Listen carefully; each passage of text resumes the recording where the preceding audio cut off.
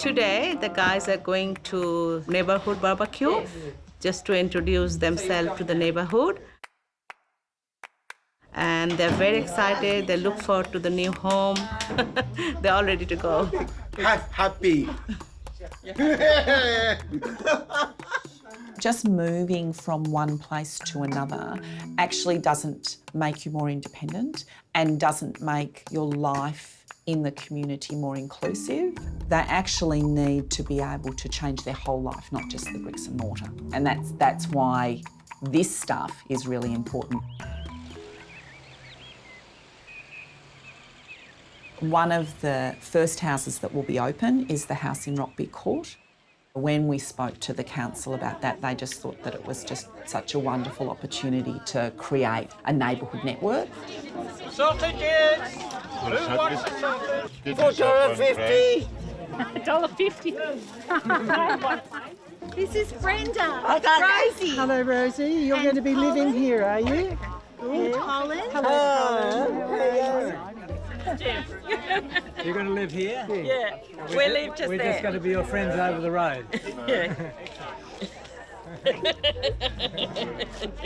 Vlada and the Metro Access worker did all of the invitations, they did the letter drop, and the response has been really great.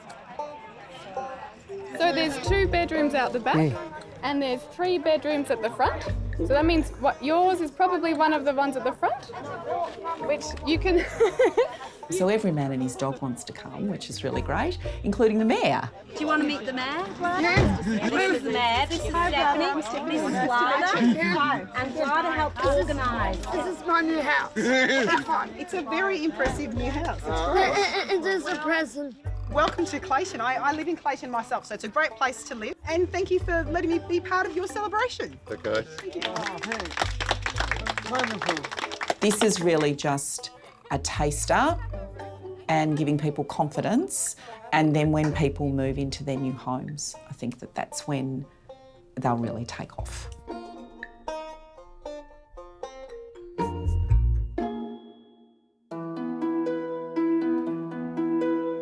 We wouldn't be here if it wasn't for Oakleigh Centre. Well, we arrived in 1964. We applied to migrate to Australia. We were turned down because of our daughter being disabled. They refused permission. We also applied to New Zealand before we applied to Australia, and they wouldn't take us. Till one day, I can still remember it there. The postie had just sent them out. I think Betty went to pick them up. I picked it up and I saw the Australia House postmark on the letter, and my hands were shaking. And we were actually sponsored by Oakleigh Centre to get to Australia. The application was approved. We've got a ship for you next week, can you come?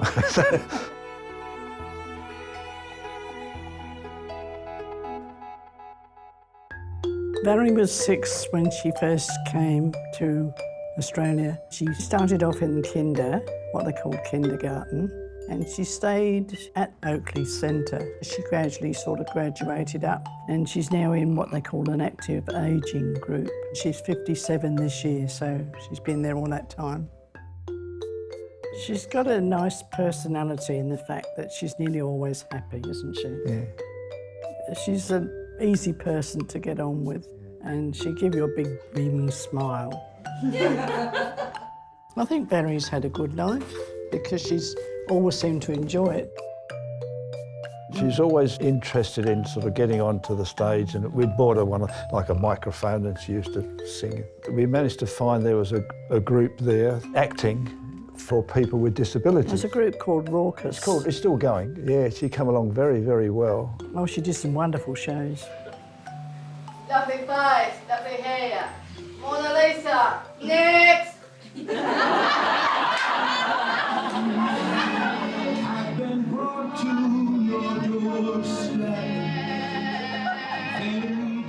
She'd be the last to leave the stage. She'd taken all the applause and all this sort of stuff.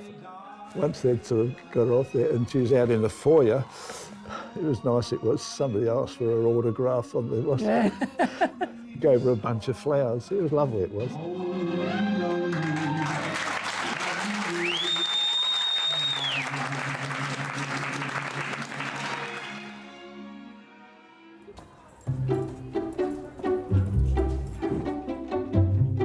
I tell my hair. It's not in ginger. We're practicing skills where eventually by the end of the semester we can go, okay, you can make your own lunch with very minimum staff support, and that's giving them more confidence. I gotta sit in the middle. In the middle. Yeah. So today the whole group went to Coles where we shopped, but before shopping we made the list where guys got to practice writing and knowing what we're making and what they want to eat today. I would have bread or rolls. Yeah. What do you want? Roll. Roll. Yeah. Yeah, roll, ham, chicken. We got batter. We have. What about tomatoes? Oh, tomato. Can you also put down chicken, please? I have got chicken. Oh, you've got it. We have it here. I got it. There's heaps.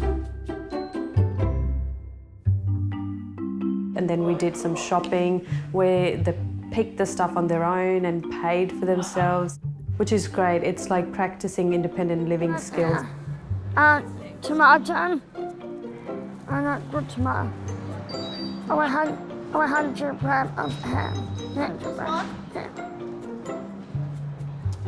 How did you feel about ordering? Very good. Really? Very confident? No more shy? I like pizza. Well done. That's what we're here for, to teach them new skills so they need less support in future and they can do things on their own. Sometimes it's learning, but here it's more development of what they already have, what they've learned in the past, and just taking it forward. Okay, what do we need to get first? A plate. Bingo. Do you want to get some plates, please, Gray? I just like to know how to cook.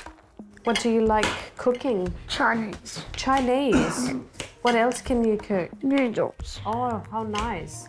It's fun. It's not work. It's just coming together and having fun as adults. There's nothing telling them to do things. It's just having fun together. When you're in your new house, you think you're all prepped for it? Yeah. That's good. I really like it. Yeah, it's like, it's nice to actually see something where you can see the difference in people's life. So it's pretty rewarding.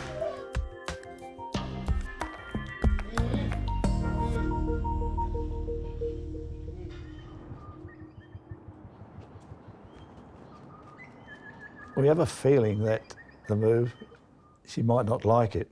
Valerie would actually miss having her friends around her, like the warmth that a nice, loving family can give. Di's here, look. Hi. Hi, Mel. Unfortunately, Valerie's developed dementia now, and so she doesn't really know much about it there, you know. When we have a home, say now on just Saturdays, we play some of our old CDs, you know. Boney M, Valerie might appreciate this. We love it, we do. And we play that and it gets her motivated. Gets her going. There she goes. You can see her, she starts rocking like this and then going like this. And we're doing the same, actually. Daddy. Cool. It's a catchy little CD, this Boney M, it is. Daddy cool.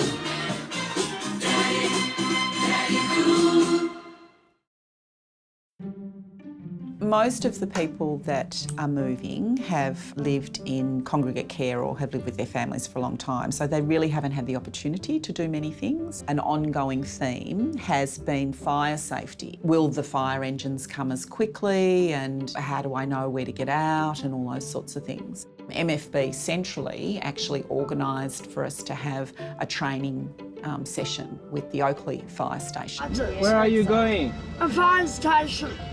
Up in the opening. Up to the right. I'm glad you remember.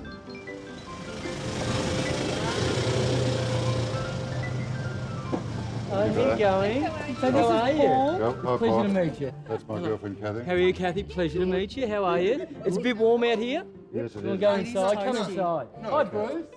One of the main things that people need in life is to feel safe and secure in their environment. We're really encouraging people to take on that responsibility of their own safety. One, because I think that it will make people more confident in the move. Are you moving into some beautiful brand new houses? All right. Looking at your brand new units, you need to think today where you would go if there was a problem at home, okay? But it's important to know that we are always there if you need us. You don't start fire in the first place. No, exactly. But you know, accidents happen, Kathy. Absolutely, accidents happen. Yes, Carolyn? So would you be able to come in, see us? We'll go through every apartment, all of your houses, so we know if we go there where everyone is, okay? So we'll be having this meeting at your houses in 8 to 12 months. A party, absolutely. Absolutely. This is the gear that you will see one of us in when we come to see you, if you need to see us, okay? So don't be scared, don't be frightened. Hi everyone. See? All right. Do you want to squirt some water? Yeah. Colin, come here. You ready? Put that one there. Put this one up on that. Yeah, up there. Yeah, like that. All right. You ready? That's it. Pull back. How's that? Yeah. All right. Well done.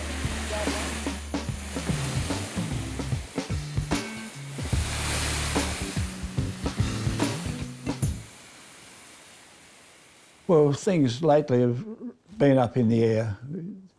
You could say fairly dramatic. Valerie's been pretty sick, in and out of hospital, 4 times in the last 3 months. She was very comatose, you know, just lethargic, flopped all over the place. Just sleeping all the time. Sleeping all the time. And they just rang an ambulance and got her put into Cabrini Hospital. We were prepared to have a home here and we would look after it, but that was more wishful thinking, I think.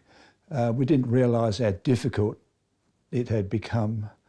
The decision was made then to house Valerie into residential care.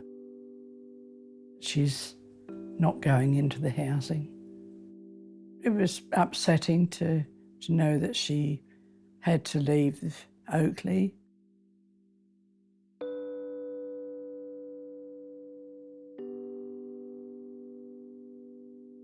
There are lovely people there. They did their best for Valerie, but it just got too much for them, you know.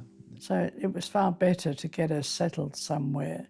Luckily, we found a lovely residential care situation at Cabrini Care, and she's been there approximately 1 month. It's a shared room. There's another lady in there. She's 101. 101, and Valerie's the youngest. We're just going down to the Strawberry Patch Cafe. Mel's already waiting for you down there. Oh, she's down there, is she? Oh, yeah, that's good. Coffee? Oh, lovely. Some days she can be quite bright. Other days she can be more or less completely comatose, and you won't get much out of her at all. It does put a damper on things, you know, for us a bit. Hello. Hello, Vicky. Hey, Val. Oh, she recognises us. Oh, lovely. Hello, sweet. Oh, that's good. Oh, lovely. Give us a kiss. Oh, lovely. Oh, yeah. That's good. She might suddenly look at you and recognise you, and the eyes light up and the arms go out. If she does recognise us, it gives us a lift. We come home, you know, reasonably happy.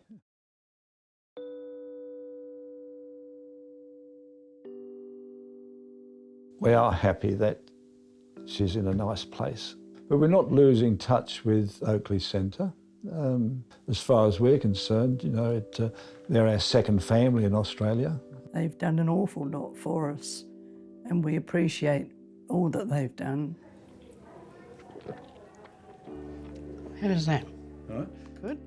We still worry about things with Valerie. I mean, we're in our 80s now, so we won't be around forever. The worst fear is what happens when you're no longer here. The fact that she's going to be dependent on you for the rest of her life, that sort of thing. It's not easy to come to terms with, and you learn to accept it and you learn to live with it. I wouldn't wish her any other way. She's as she is and we love her.